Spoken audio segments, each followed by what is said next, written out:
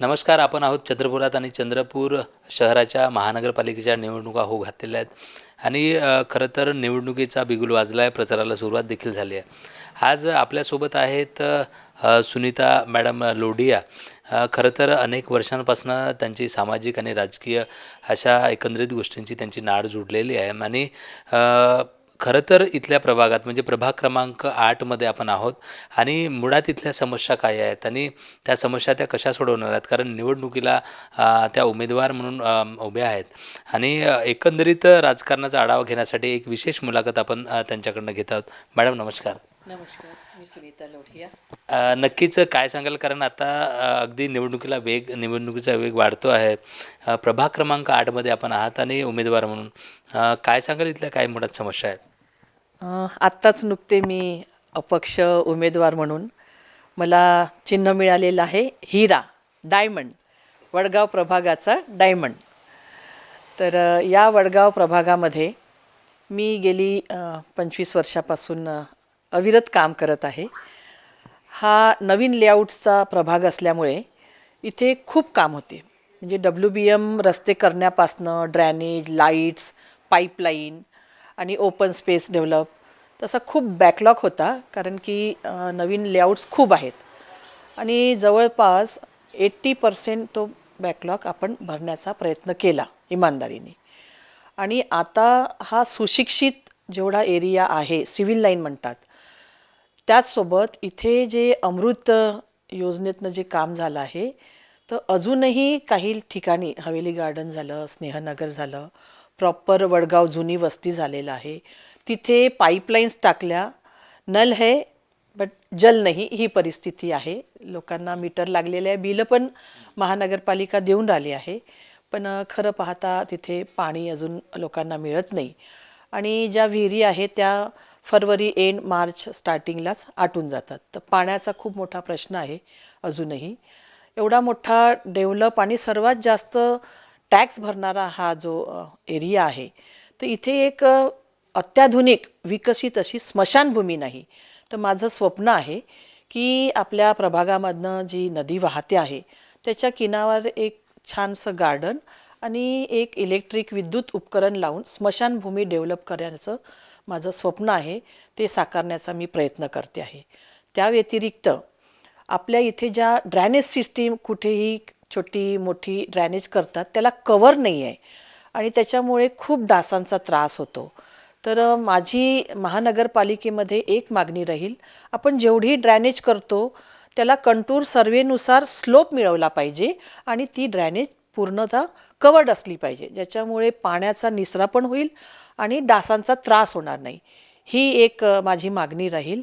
आणि आता तुम्हाला माहिती आहे, महानगर झाल्यापासनं अजूनही DP प्लॅनमध्ये जे रोड सँक्शन झालेले आहे त्या रस्त्यांना डिमार्केशन मिळालं नाही आहे, मार्किंग जे पाहिजे, कारण की अजूनही ते रोड डेव्हलप झालेले नाही आहे. आणि महानगरपालिकेच्या नॉर्म्समध्ये जे आवश्यक आहे म्हणजे रस्त्याला डिमार्केशन, ओपन स्पेस डेव्हलपमेंट, नागरिकांना आरोग्य सुविधा देण्यासाठी एक आरोग्य केंद्र, गरीब मुलांना शिकविण्यासाठी ज्या प्राथमिक शाळा पाहिजे त्या अत्याधुनिक शाळा, ही जी अजूनही कमतरता आहे ती भरून काढण्याची माझं जे स्वप्न आहे. नक्कीच नागरिकांसाठी मी नेहमी आवाज दिला की त्यांच्या हाकेला उभी असते आणि यानंतरही ह्या ज्या समस्या आहेत त्याला पूर्ण करण्यासाठी मी पुरेपूर प्रयत्न करील आणि ते करून दाखवेल. नक्कीच 25 वर्षाचा आपला हा अनुभव आहे. खरं तर ज्या आरोग्याच्या समस्या आहे, शिक्षणाच्या असतील, मग नाल्यांच्या समस्या असतील, जवळपास अनेक समस्यांचा आपण आढावा एकंदरीत घेतलेला आहे. त्यासाठी खरं तर ज्या शासनाच्या योजना असतात त्यांच्यासाठी लागणारे जे प्रमाणपत्र असतील, मग जन्ममृत्यू प्रमाणपत्र असेल, आधार कार्ड किंवा अशा काही ते महानगरपालिकेकडनं ज्या पद्धतीने पाहिजे, लोकांना ज्या सुविधा पाहिजे त्या कुठे ते जे लिंक आहे त्यांची गैरसोय होत असल्यामुळे असं अनेक नागरिक लोकराज्य TV जेव्हा परिसरात जाते तेव्हा बोलल्या जाते. त्यासाठी आपण काय उपाययोजना? तुम्हाला मी सांगते, मी पहिली महिला नगरसेविका नगराध्यक्ष आहे. आमच्या इथे माझ्या लग्नाच्या आधीपासून माझे मिस्टर गणेश फेस्टिवल घेतात आणि या गणेश फेस्टिवलमध्ये आम्ही आधार कार्ड 2500 लोकांचे 5-5 मशीन लावून आधार कार्ड बनवून दिले. राशन कार्डसाठी आम्ही म्हणजे जे कार्यक्रम घेतो 10 दिवसात याच्यामध्ये सोशल ॲक्टिव्हिटीज करतो. आम्ही आधार कार्ड बनवून दिलेले आहे, राशन कार्ड बनवून दिले आहे. इन्क्लुडिंग जे मुलं 18 वर्षाचे होतात त्यांना ड्रायव्हिंग लायसन्ससुद्धा आम्ही आमच्या ग्राउंडवर RTOला बोलवून तिथे असे उपक्रम राबविलेले आहे. तर या ज्या गव्हर्नमेंटच्या योजना त्याच्यासाठीच हा जो नगरसेवक आहे हा सेवाभावाने वेळ देणारा असायला पाहिजे. आणि हे जे नागरिकांचे छोटे छोटे प्रॉब्लेम्स आहे, नगरसेवक रहिवासी दाखला, त्यांना वारसां प्रमाणपत्र, चारित्र्य प्रमाणपत्र, त्यांच्या मुलांच्या ॲडमिशन्स असेल तर अटेस्टेशन करणं, हे आमचे कामच आहे.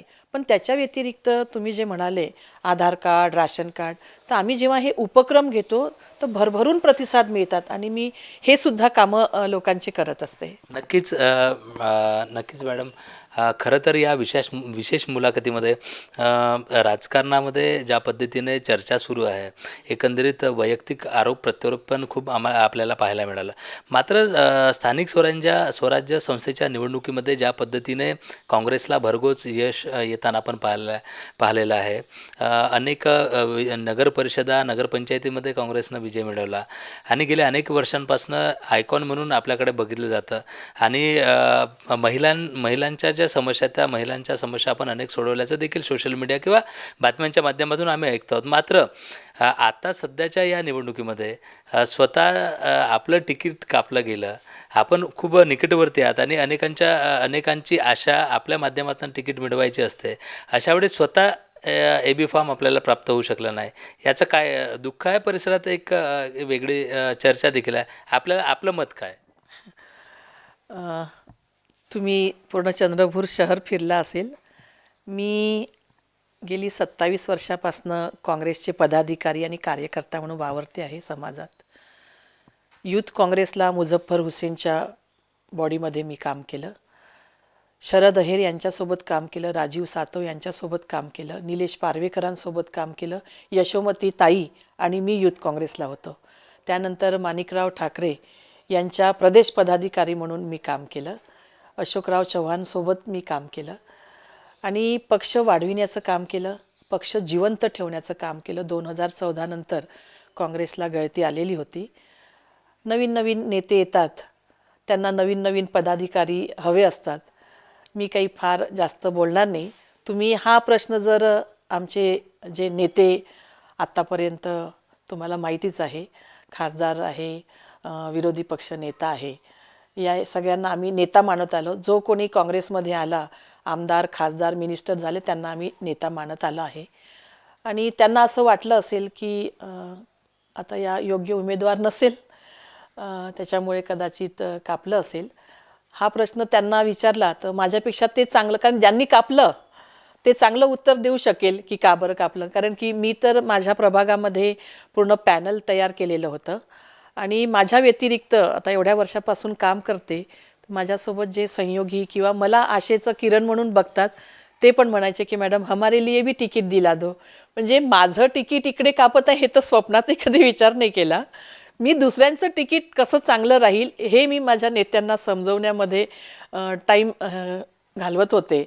आणि जेव्हा 1:30 वाजता मला नेत्यांकडनं असा आदेश आला की ती बाई ऐकत नाही आहे आणि तुम्ही तुमचा काय तो निर्णय घ्या, आणि 1:30 वाजता मी धावत जाऊन कसा तरी हाताने लिहून फॉर्म भरला आणि आज अपक्ष उमेदवार म्हणून नागरिकांसमोर, जनतेसमोर मी वडगाव प्रभाग नागरिकांचा मागास प्रवर्ग महिला उमेदवार म्हणून उभे आहे.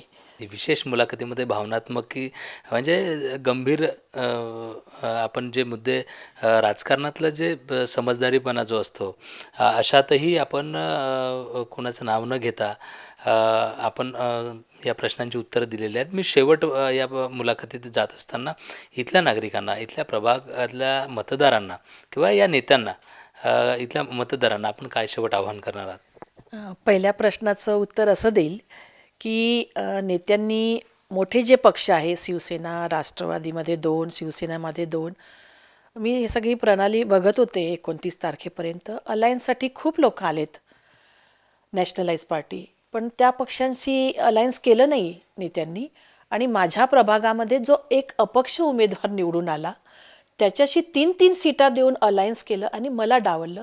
तर हे माझ्या म्हणजे कळण्याच्या बाहेर, विश्वासाच्या बाहेरचं होतं. ठीक आहे, निर्णय झालेला आहे. जसं म्हटलं की आजच्या घडीला मी अपक्ष उमेदवार म्हणून वडगाव प्रभाग महिला अ गटातनं उभे आहे आणि माझं चिन्ह आहे हिरा. वडगाव प्रभागाचा चमकता हिरा आहे असं नागरिकांचं म्हणणं आहे आणि सगळ्या माझ्या कार्यकर्त्यांनी आणि नागरिकांनी मला विनंती केली की मॅडम, तुम्ही कुठल्याही परिस्थितीमध्ये आम्हाला हव्या आहात, तुम्ही अर्ज वापस घेऊ नका. आणि नागरिकांच्या कार्यकर्त्या विनंतीला मान देऊन मी या प्रभागात अ गटातनं उभी आहे. मला पूर्ण विश्वास आहे माझ्या नागरिकांवर, कार्यकर्त्यांवर. जी मी काम केलं, त्यांच्यासाठी जो वेळ दिला, तर त्याची पावती म्हणून नक्कीच ते मला बहुमताने निवडून देणार, असंच मी नागरिकांना आवाहन करेल. नमस्कार. नक्कीच ह्या होत्या सुनीता लोढिया यांनी जवळजवळ सगळ्या प्रश्नांची सडेतोड उत्तर देत भावनात्मक असेल, कारण गेल्या म्हणजे 27 वर्षापर्यंत ज्या पक्षाचे एकनिष्ठ राहून कार्यकर्त्यांना त्यांच्यावर जी अपभीती किंवा त्यांच्यावर जे जे संकट ओढवलं आहे आणि ज्या पद्धतीने खेडी झाली आणि प्रभाग क्रमांक 8मध्ये ज्या पद्धतीने युती देखील झाली असा थेट आरोप करत त्यांनी यामागील मग स्टेनो किंवा PNना जे AB फॉर्म मिळाले आहेत किंवा तिकीट मिळाले त्यावर देखील त्यांनी आरोप केलेले आहेत. मात्र खरं तर निष्ठावान राजकीय कार्यकर्त्यांची काय कोडंबड होते हे त्यांच्या एकंदरीत वक्त्यावरून आपल्याला पुढे आलेलं. मात्र ह्या सगळ्या राजकारणामध्ये एकंदरीत प्रभागाच्या समस्येचा आढावा घेत आता पुढील समस्या कुठल्या आहेत आणि त्या कशा सोडवायच्या ह्या देखील समस्या सोडवण्यासाठी त्यांनी आशा व्यक्त केली आहेत आणि नागरिकांना देखील आवाहन केलं आहे की इथल्या ज्या समस्या आहेत त्या समस्या सोडवायच्या असतील तर मला महानगरपालिकेत जावं लागेल आणि तिथनंच इथल्या समस्या आम्ही सोडवू. लोकराज्य TV संपूर्ण या निवडणुकीच्या दरम्यान प्रत्येक प्रभागात आणि प्रभागामध्ये जाऊन तिथल्या समस्या जाणून घेण्याचं काम करणार आहे आणि त्या समस्या अशा नेत्यांपुढे समस्या ठेवून त्या समस्याचं निराकरण व्हावं हा आमचा एकमेव हेतू आहे. त्याच्यामुळे या संपूर्ण प्रचारामध्ये आम्ही सगळे आपल्या प्रभागामध्ये येणार आहोत आणि हे प्रश्न जाणून घेत नेत्यांपुढे ठेवणार आहोत. आपण असंच भेटत राहणार.